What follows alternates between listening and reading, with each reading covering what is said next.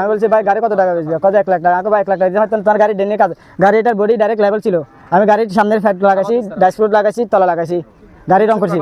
আমি গাড়ি নিছি 8 মাস। জি। আপনি স্ট্যাম্প করছেন ওনার সাথে? আমি স্ট্যাম্প ওনার সাথে করতে পারিনি, ওর মেয়েকে অসুস্থ হয়েছে, সিটাং মেডিকেলে ভর্তি। ও বলছে ভাই আমার টাকা দাও, আমি সিটাং মেডিকেলে যাবো। আমি ওর কাছে টাকা দিছি, ও বলছে 80 এর স্ট্যাম্প ডকুমেন্ট দিবে। কয় টাকা দিয়ে নিছেন গাড়িটা? গাড়ি আমি নিছি 60,000 টাকা দিয়ে। আমি 30-40 হাজার টাকা। আপনাকে কোনো ধরনের ডকুমেন্টস দিছে? আমার ডকুমেন্ট দেয় না, ডকুমেন্ট দিবে বলছে সিটাং মেডিকেল থেকে আসি। 1 লাখ টাকা 1.5 লাখ টাকা লাগে। এটা থিয়া না এখন সিএনজি সরা গাড়ি কম পারম। ইয়ানি ইঞ্জিন নম্বর কোন দেবে লিখেছে সামো সেসি নম্বর ইবা হাড়িয়েরা আবার আর কাম ফেলে লাগাই। ইয়ানি গরনের দরকার কি ইয়ানি তাই তিতুন। আগে আমাদের জেনুয়াল গাড়ি হচ্ছে 119692 এই গাড়িটার অরিজিনাল নাম্বার। আর এখন গাড়ি বানাইছে যে 120013। এই গাড়ির ডকুমেন্টগুলো বাইর করেন, স্ট্যাম্পগুলো বাইর করেন। আর যার থেকে গাড়ি কিনছে ও 8 মাস কেন মেডিকেলে থাকবে, আর স্ট্যাম্প ছাড়া গাড়ি কেন নিছে, গাড়ির ডকুমেন্ট এই যে নাম্বার বানাইছে নম্বরগুলো ডকুমেন্টগুলো আনতে বলেন। এই কিছুদিন আগে মনে করেন, কিছুদিন বললে হয় না, ওইটা হচ্ছে আমরা চুরি হয়েছে বিগত 1 বছর প্লাস গাড়িটা চুরি হয়েছে। চুরি হওয়ার পর আমরা ফটিকছড়ি থানাতে একটা জিডি করছিলাম। জিডিতে আমাদের বলছে, পুলিশে বলছে কোনো ধরনের সমস্যা যদি আমরা গাড়িটা যদি পাই, অভিযোগটা আপনাকে জানাবো। এটা কোনো অভিযোগ জানা যায় না, ফটিকছড়ি নিয়ম কানুন হচ্ছে এরকম চলতেছে। এখন গাড়িটা বিগত হারিয়ে গেছে 1 বছর প্লাস। গাড়িটা এখন কোনো কেউ উদ্ধার করে দিতে পারে না, কোনো পুলিশ প্রশাসন কোনো তদন্ত করে না, এখান থেকে কোনো গাড়ি তদন্ত করে না। অনেক গাড়ি চুরি হয়েছে।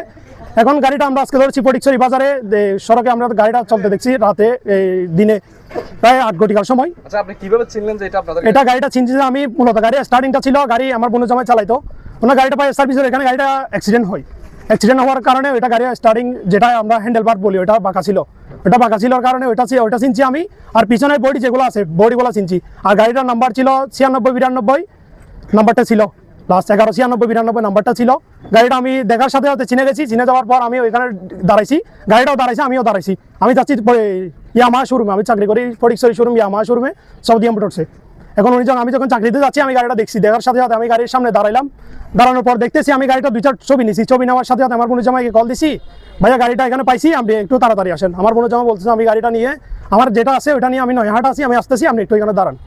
আমি ওটা বলে দাঁড়িয়েছিলাম। তারপর ছবিটা মেরে সাথে সাথে আমি কল দিয়ে ওনা যখন বলছিলাম, ওইটা ওই ডাকাতে শুনছে। শোনার কারণে তাড়াতাড়ি দিয়ে গাড়িটা ঘুরাইয়ে চলে আসছে ওইখান দিয়ে, আমরা জামান হোটেলের সামনে দিয়ে। জামান হোটেলের সামনে দিয়ে যখন চলে আসছে, আমি চলে আসছি তাজ লাইব্রেরি আছে, তাজ লাইব্রেরির সামনে রুটে। ওনার আগে দাঁড়ানোর সাথে সাথে ওনাকে আমি সিঙ্গেল দিছি, সিঙ্গেল মানে নাই। সিঙ্গেল না মানার কথা উনি গাড়ি দিছে, টান দিছে। টান দেওয়ার সাথে সাথে আমি কেন আমার 2টা বন্ধুকে ফোন দিছি, আমার দোকানে ছিল 2টা, ওইটাকে ফোন দেওয়ার সাথে সাথে বলতেছে আচ্ছা তুমি তাড়াতাড়ি আসো, আমি গাড়িটা আটক করছি। মানে ওনারা আটক করতে পারি নাই। তারপর আমি কেন আমার সাথে বাইক ছিল, বাইক দিয়ে আমি গেছি। তাড়াতাড়ি যাওয়ার পর দেখতেছি জুবলি স্কুলের সামনে যেটা স্পিড ব্রেকার আছে, স্পিড ব্রেকারের সামনে দেখতেছি আমি ওই গাড়িটা স্লো করার সাথে সাথে আমি কেন গাড়ি থেকে লাফ দিয়ে নামে ওই ড্রাইভারকে ধরলাম। ধরার সাথে সাথে ওই ড্রাইভার কিন্তু আমাকে বলতেছে ভাই কি জন্য দাঁড় করাইলেন? আমি বলতেছি ভাই গাড়িটা তো আমার, আপনি যদি কিছু মনে না করেন, আমার যদি ডকুমেন্ট যদি থাকে ডকুমেন্টটা একটু দেখাই দেন। উনি বলতেছে ভাই আমার কাছে ডকুমেন্টও নেই, কিছু নাই, আমি গাড়িটা নিচ্ছি, বেশি দেরি হয় নাই, 8 মাসের মতো হয়েছে। উনি বলতেছে এরকম। উনি বলার সাথে সাথে আমি বলতেছি ভাই গাড়িটা তো আমার, আপনি যদি একটু দাঁড়াতেন। উনি দাঁড়ানোর সাথে সাথে বলতেছে আপনি পুলিশকে ফোন দেন।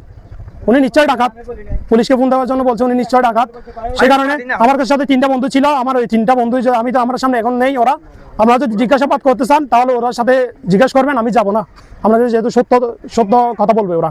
আমি যদি আমি গাড়ি ফলো করছি, আমরা বেবিরহাট আমরা বিসমিল্লাহ মোটরস পার্টসের দোকান যেটা আছে তাজু ভাইয়ের দোকান, ওখানে সামনে ওনার সাথে আমি ব্যাগ গেছি।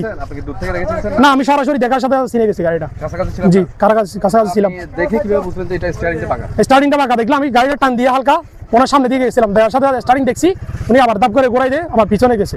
পিছনে গিয়ে আমরা ওইদিকে আমরা জামান হোটেলের সামনে দিয়ে ঘুরাই, একটা টিভির দোকান আছে, উনি ওইখানে নাকি একটা টিভি নিছে ঠিক করার জন্য। আপনাদের যে গাড়ির ইঞ্জিন নাম্বার চেসিস নাম্বার ওগুলো আপনারা মিলাই দেখছেন? ওইটা আমি মিলাই দেখছি, ওইটা আমি ইঞ্জিন নাম্বার চেসিস নাম্বার সবগুলা বুঝাই ফেলছে।